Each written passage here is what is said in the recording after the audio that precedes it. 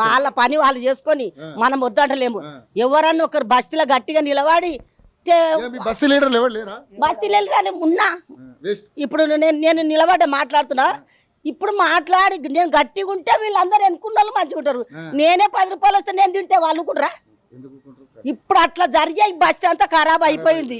ఎవరన్నా నేను మాట్లాడతా వాళ్ళతోటి నేను కానీ ఎవరు చేస్తారు లేరయ్యా.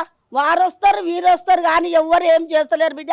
మేము ఉన్నామంటే ఇట్లా ఏడేసిన గొంగడ అని ఉండదు. 25 ఏళ్ళు అయింది ఇల్లు కట్టించి. ఇప్పుడు కాలువ ఉండదు, పెద్ద కాలువ. కండక్టర్కి ఇచ్చిండ్రు.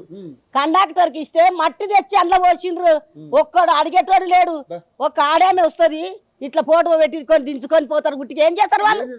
ఏం చేయరు. మట్టి అంతా తెచ్చిపోయారు. ఊళ్ళో కరగడగా చేస్తారు చూడు. నేను అనుకున్నా కరగడ చేస్తున్నారు ఏమంటారు అనుకున్నది అంతా ఇట్లా కరగడ చేస్తే ఎట్లా అవుతుంది?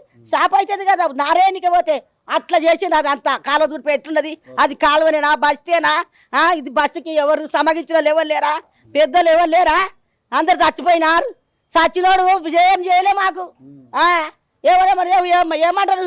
చీరలు ఇచ్చిర్రు. ఏమో చీరలు ఇచ్చిర్రు. 10 మందికి ఇచ్చినట్టు మాకు కూడా చీరలు ఇచ్చిర్రు. అవి కట్టుకొనికి ఇచ్చినారు.